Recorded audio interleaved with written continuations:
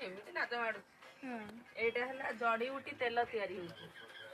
ଯୋଉ ଆଣ୍ଠୁରେ ମରା ହବ, ଆଣ୍ଠୁ ଗଣ୍ଠି ଦରଜ ହେଲେ ମରା ହବ। ଏଠି କଣ ପଡିଛି? ଅଦା ପଡିଛି, ରସୁଣ ପଡିଛି, ଲବଙ୍ଗ, ଡାଲଚିନି, ମେଥି, ଆଉ କଣ କଣ ପଡିଛି ମୁଁ ଜାଣିନି। ଏଇଟା କଳା ରାଶି ପୁରା ଯୋଉ ହଁ କଳା ରାଶି। ଏଇଟା ହେଲା ନାରାୟଣ ବାବୁଙ୍କ ଜଡି ବୁଟି ତେଲ। ଯିଏ ଲଗେଇବା କଥା ଚାଲି ଆସ। ଆଉ ଏଇଗୁରା ସେଇଟା କଣ ମୁଁ ଜାଣିପାରୁନି ପୁରା।